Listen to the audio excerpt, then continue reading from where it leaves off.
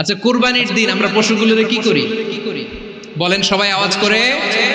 জবাই। জবাই মানে তো এটার মেরেই ফেলতেছি, একটু পরে তো টুকরো টুকরো করে গোশতগুলো খাবো, এটা তো খাবো, এটা তো মেরেই ফেলবো। বিষ্ণু বলে না, জবাইয়ের মধ্যেও মুমিনের জবের ভেতরেও ইহসানের পরশ থাকা চাই। যখন জবাই করবে প্রাণীটাকে হাত পা টাইট করে বেঁধে নাও, ছুরিটাকে শার্পেন করে নাও, ধারালো করে নাও, যাতে অল্প সময়ে জবাইটা হয়ে যায়, প্রাণীটা যাতে কম কষ্ট পায়। সুবহানাল্লাহ পড়ো। দিস ইজ কল্ড ইহসান। আল্লাহ তাআলা যেমনি আদলের আদেশ করেছেন, ন্যায় বিচার জাস্টিস এনশিওর করতে বলেছেন, সমাজে ইহসানের ব্যবহার, ইহসানের অনুশীলন তিনি করতে বলেছেন। এজন্য মুমিনের প্রতিটি কাজে, আমার চট্টগ্রামের ভাইরা আমার দিকে তাকান, খেয়াল করে শুনুন, মুমিন জীবনের প্রতিটি কাজে ইহসানের পরশ থাকা চাই।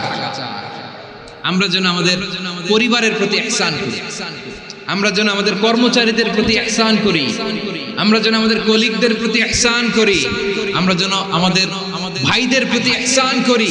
মুমিন জীবনের প্রতি কাজে ইহসানের পরশ থাকার দরকার আছে না নাই? কথা বুঝতে পেরেছেন? তাহলে আল্লাহ তাআলার তিনটা আদেশ ছিল, কয়টা গেল? প্রথমে কি ছিল? আদল। দুই নম্বরে, তিন নম্বরে রব্বুল আলামিন বললেন ওয়া ইতাইদিল কুরবা, নিকটাত্মীয়দেরকে দান করো, নিকটাত্মীয়দেরকে দাও, যারা তোমাদের ব্লাড কানেকশনের আত্মীয় তাদেরকে তোমরা দাও। এখানে জেনারেলি বললেন দাও, কি দিব সেটা তিনি এখানে বলেন নাই, সেটা তিনি সূরাতুল ইসরার মধ্যে বলেছেন। আল্লাহ বলেন ওয়া আতিদাল কুরবা হাক্কা, নিকটাত্মীয়দেরকে তাদের অধিকার, তাদের প্রাপ্য তোমরা বুঝিয়ে দাও। দেখেন, একটা শান্তির সমাজ, একটা সমৃদ্ধ সমাজ, একটা মানবিক সমাজ গঠনের জন্য আল্লাহ তাআলা বেশি না, মাত্র তিনটা অর্ডার, তিনটা ভার্ডিক্ট তিনি জারি করেছেন। এক নাম্বার সুশাসন, ন্যায় বিচার। দুই নাম্বার ইহসান। তিন নাম্বার নিকটাত্মীয়, যারা কাছে, তোমার ভেরি ক্লোজ রিলেশনশিপে আছে, তাদেরকে দাও। দাও, দিলে বাড়িয়ে দেয় কে? অনেকে দিতে চায় না, কৃপণতা করে। দিলে বাড়ায় দেয় কে? ওমিয়া মদিনার মধ্যে সবচাইতে গরিব সাহাবী ছিল বেলাল রাদিয়াল্লাহু তাআলা আনহু। ওনার এন্টায়ার অ্যাসেট, সম্পদের পরিমাণ কতদূর জানেন? একটা লুঙ্গি। বেলাল রাদিয়াল্লাহু তাআলা আনহু, ওনার টোটাল ওয়েলথের এস্টিমেশন হচ্ছে মাত্র একটা লুঙ্গি। একটা লুঙ্গি, টোটাল ওয়েলথ এস্টিমেশন, টোটাল সম্পদের পরিমাণ বেলাল রাদিয়াল্লাহু তাআলা আনহুর কি ছিল? ওই বেলাল রাদিয়াল্লাহু তাআলা আনহুকে বিষ্ণু ইসলাম বলেছেন, আনফিক ইয়া বেলাল, ও বেলাল তুমিও দাও। ওয়ালা তাখশা মিন যিল আরশি ইখলালা, আরশের অধিপতির তো কোনো ঘাটতি নাই, তুমি দিলে ওই আল্লাহ তোমারে বাড়ায় দিবে। এজন্য আমার প্রিয় ভাইয়েরা, দিলে কমে না, দিলে বাড়ে। অনেকে ধরে রাখে, নতুন কিছু নিতে পারে না, হাত দিয়ে যেটা ধরে রেখেছেন এটা দিয়ে দেন, বড় একটা ধরার সুযোগ পাবেন। জোরে বলেন ঠিক কিনা?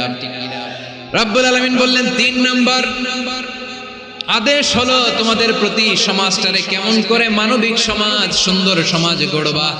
তিন নাম্বার আদেশ হলো ওয়া আতিদাল কুরবা হাক্কা, নিকটাত্মীয়দেরকে তাদের প্রাপ্য বুঝিয়ে দাও। এই নিকটাত্মীয়দেরকে তাদের অধিকার বুঝিয়ে দেওয়া, প্রাপ্য বুঝিয়ে দেওয়াতে আমাদের গাফলতি আছে না নাই? অনেকে দেখবেন অনেক আল্লাহওয়ালা তাহাজ্জুদ গুজার, সেজদা দিতে দিতে কপালে কালো দাগ ফেলে দিছে, সে তার বোনের হকটা আদায় করে নাই। আছে না নাই? অনেক বড় হাজী সাহেব, বিশাল লম্বা দাড়ি, ছেলেরে সব দিয়ে দিছে, মেয়েরে কিছু দেয় নাই, মেয়ের হক আদায় করে নাই। আছে না নাই? এই হাজী সাহেবেরা, এই আল্লাহওয়ালারা কিয়ামতের ময়দানে আটকে যাবে। আপনি অন্যের অধিকার নষ্ট করেছেন, তাদের রাইটস কে ভায়োলেট করেছেন।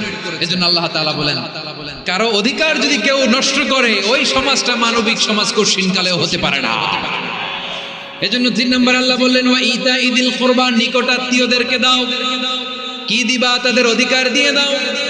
বোনের অধিকার বুঝিয়ে দাও, মেয়ের অধিকার বুঝিয়ে দাও, ফুফুর অধিকার বুঝিয়ে দাও। দেখবেন অনেক মায়েরা ছেলের পাতে মুরগির রান দেয়, মেয়ের পাতে দেয় মুরগির ঠ্যাং। তো মেয়ের কি মুরগির রান খেতে মনে যায় না? মনে যায় না? এমনটা করা যাবে না। নিকটাত্মীয়দেরকে অধিকার দিয়ে দাও, নিকটাত্মীয়ের সাথে সুসম্পর্ক রাখো। আদেশটা কার? এজন্য প্রিয় ভাইয়েরা, জীবনে যদি বারাকা অর্জন করতে চান, নিকটাত্মীয়দের সাথে সুসম্পর্ক রাখতে হবে, তাদের জন্য উপহার পাঠাতে হবে। বিশ্বনবী বলেন, লা ইয়াদখুলুল জান্নাতা কাদে, যে ব্যক্তি আত্মীয়তার সম্পর্ককে ছিন্ন করে দেয়, সে কশিনকালেও আল্লাহর জান্নাতে ঢুকবে না। আপনি কি এটারে সহজ হাদিস মনে করছেন? এটা সহজ কথা? আপনি ভাবছেন আপনার নামাজ আপনারে বাঁচাতে পারবে, আপনার রোজা বাঁচাতে পারবে, আপনার তাহাজ্জুদ আপনারে বাঁচাতে পারবে? অধিকার নষ্ট করলে কিছুই আপনারে বাঁচাতে পারবে না। এজন্য নিকট আত্মীয়দেরকে দিতে হবে বেশি বেশি। বিশ্বনবী বলেন, ইন্না সাদাকাতা আলাল মিসকিনি সাদাকা ওয়া আলা যির রাহিমি ইসনাতান সাদাকাতুন ওয়াসিলা। মিসকিনরে দান করলে শুধু দানের সওয়াব হয়, নিকট আত্মীয়কে দান করলে দুইটার সওয়াব হয়, সাদাকার সওয়াব হয়, আবার আত্মীয়তার বন্ধন অটুট রাখার সওয়াব হয়ে যায়। আবার বিশ্বনবী বললেন, মান সাররাহু আইয়ুবসাতা লাহু ফি রিজকিহি ওয়া ইন সাআলাহু ফি আসারিহি ফালইয়াসিল রাহিমা। যে ব্যক্তি তার রিজিকের প্রশস্ততা চায় আর হায়াতে বরকত চায়, সে যেন তার আত্মীয়ের সাথে সুসম্পর্ক রাখে। আমার প্রিয় চট্টলার ভাইয়েরা, আমাদের রিজিক বাড়ুক, এটা আমরা চাই কি চাই না? সবাই চান? হ্যাঁ, আমাদের রিজিকে প্রশস্ততা আসুক, চাই কি চাই না? আমাদের হায়াতে বরকত আসুক, আমরা চাই কি চাই না? এই দুইটা যদি চান, তাহলে নিকট আত্মীয়দের সাথে সুসম্পর্ক রাখতে পারবেন। তাহলে সমাজটারে মানবিক সমাজ বানায় দিবে কে? তিনটা আদেশ চলে গেল। এক নম্বরে কি ছিল? 2 নম্বরে, 3 নম্বরে নিকট আত্মীয়দেরকে দান। আল্লাহ তাআলা তিনটা জিনিসের যেমনি আদেশ করেছেন, অনুরূপভাবে তিনটা বিষয় তিনি বারণ করেছেন, নিষেধ করেছেন, ওগুলোর কাছেও যাওয়া যাবে। রাব্বুল আলামিন বলেন, ওয়ায়ানহা আনিল ফাহশাই ওয়াল মুনকারি ওয়াল বাগি। আমি যেমনি তিনটি বিষয়ে আদেশ করলাম, অনুরূপভাবে তিনটি বিষয়ে বারণ করলাম, নিষেধ করলাম। আমার 1 নাম্বার নিষেধাজ্ঞা হলো অশ্লীলতার প্রতি।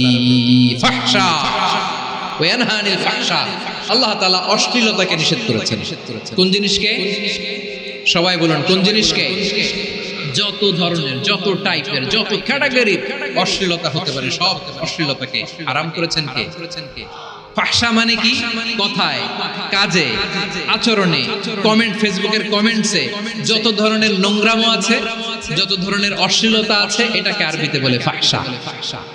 রাব্বুল আলামিন বলেন, কুল ইন্নামা حرم ربي الفواحش ما ظهر منها وما بطن। ও নবী, আপনি বলে দেন, আমার রব প্রকাশ্য, অপ্রকাশ্য, স্পষ্ট কিংবা অস্পষ্ট, দৃশ্যমান কিংবা অদৃশ্যমান সব অশ্লীলতাকে হারাম করেছেন। সব ধরনের অশ্লীলতা হারাম। আল্লাহ তাআলা আমাদেরকে অশ্লীলতা থেকে বাঁচান। এবার বলেন, আমাদের সমাজে অশ্লীলতা আছে না নাই? অশ্লীলতা নানা ভাবে, নানা নামে, নানা মোড়কে আমাদের সমাজে আছে না নাই? সংস্কৃতির নামে, ফ্যাশনের নামে, বিনোদনের নামে, উপন্যাসের নামে, কনসার্টের নামে অশ্লীলতা আছে না নাই? আপনি দেখেছেন কনসার্টগুলোর অবস্থা? আমাদের তরুণ তরুণীরা, আমাদের যুবক যুবতীরা, আমাদের জেনজিরা, কি অবস্থা ওইখানে? কনসার্টের নামে অশ্লীলতা আছে না নাই? ছেলে মেয়ে একে অপরকে জড়ায় ধরতেছে, একে অপরকে চুমু খাচ্ছে, প্রকাশ্যে, দিবালোকে, গণমানুষের সামনে। আল্লাহ তাআলা এই অশ্লীলতা থেকে আমাদেরকে বেঁচে থাকতে বলেছেন। রূপালী জগতের নামে অশ্লীলতা আছে না নাই? এই টার্মটা আপনারা জানেন না? রূপালী জগৎ কি জগৎ? আসলে কি রূপালী জগৎ না অন্ধকার জগৎ? আমার বোনেরা, আপনাদেরকে যে কি বলে তারা বুঝায়, রূপালী জগৎ শুনেই আপনি ভরকে যাবেন না। রূপালী জগতে যে নারী যত বেশি উলঙ্গ, সে নাকি তত বেশি সাহসী। জানেন? বলে এটা একটা সাহসী না, খুব সাহসী পদক্ষেপ তার। যত বেশি শরীর থেকে কাপড় নামাতে পারবে, যত বেশি বস্ত্রহীন হয়ে নিজেকে প্রেজেন্ট করতে পারবে, সে নাকি তত বেশি সাহসী। আমার চট্টলার ভাইরা, শয়তানের প্রথমে এজেন্ডা ছিল বনি আদমকে বস্ত্রহীন করা। সে আদম এবং হাওয়া আলাইহিস সালামকে নিষিদ্ধ গাছের ফল খাইয়ে তাদেরকে বস্ত্রহীন করেছে, এই জামিনেও সে আমাদেরকে বস্ত্রহীন করতে চাইবে। এই রূপালী জগতের মানুষ তারা এটা করে। আমার প্রিয় বোনেরা, আপনি জানেন না আপনার দাম কত। ওরা আপনাদেরকে বিজ্ঞাপনের সস্তা পণ্য বানাতে চায়। ওরা আপনাদেরকে ওদের ভোগের লিপসার টুলস বানাতে চায়। ওরা আপনাদেরকে দিয়ে ওদের খায়েশ পূরণ করতে চায়। এটা আপনাদের জন্য মোটেও ডিগনিটি নয়, এটা আপনাদের জন্য সম্মান নয়। আপনার সম্মান শালীনতায়, আপনার সম্মান হেজাবে, আপনার সম্মান ভদ্রতায়, আপনার সম্মান আপনার ডিসেন্ট পোশাকে। পোশাক বলে দেয় এই নারীটা ভদ্র না অভদ্র। পোশাক বলে দেয় এই মেয়েটা কোন ঘরের মেয়ে। আপনি জানেন না আপনারা সস্তা পণ্য বানায়, ভোগের পণ্য, বিলবোর্ডে আপনাকে উলঙ্গ করে উপস্থাপন করে। এই অশ্লীলতার সাথে ইসলামের কোনো সম্পর্ক। এজন্য আল্লাহ বলেন আমি অশ্লীলতাকে হারাম করেছি। অশ্লীলতাকে হারাম করার প্রথম কারণ হলো এর মাধ্যমে মানবতাকে অপমানিত করা হয়। কারণ মানুষের সম্মান মানুষের পোশাকে। মানুষ যখন পোশাকহীন হয়ে যায়, বস্ত্রহীন হয়ে যায়, তার সম্মান কমে যায়। ঠিক কিনা? অশ্লীলতাকে হারাম করার প্রথম কারণ হচ্ছে মানুষ মানুষকে অপমান করে। একটা নারী সে তো সম্মানিত, নারী যে কত সম্মানিত নারীরা এটা বুঝেই নাই। বিশ্বনবী বলেন আর দুনিয়া কুল্লুহা মাতা ওয়া খায়রু মাতা'আদ দুনিয়া আল মারআতু সালিহা। আমার বোনেরা, 5টা প্যান্ডেলে আপনারা এলইডিতে আমার আলোচনা শুনছেন, আমি জানি। আপনাদের এই গর্ভ যে কত দামি আপনি জানেন না। আপনার পেট থেকেই আসবে আগামী দিনের সালাহুদ্দিন আল আইয়ুবী। আপনার পেট থেকেই আসবে অনাগত দিনের ইমাম মাহদী আল মুনতাযর। আপনার পেট থেকেই আসবে অনাগত দিনের ফয়সাল, ওয়াসিম, মুগ্ধ, আবু সাইদের মতো বীর যোদ্ধা। আমার প্রিয় বোনেরা, আমার প্রিয় বোনেরা, বিশ্বনবীর কথার ওজন খেয়াল করেন। আর দুনিয়া কুল্লুহা মাতা ওয়া খায়রু মাতা'আদ দুনিয়াল মারআতু সালিহা। দুনিয়ার সবকিছুই অ্যাসেট, এর মধ্যে সবচেয়ে দামি অ্যাসেট নেককার নারী। আপনার গর্ভ যে কত দামি আপনি জানেন না। নিজের সময়টাকে কাজে লাগান, কোরআন পড়েন, সুন্নাহ পড়েন। আপনার অনেক দায়িত্ব ঘরে। You are the MD of your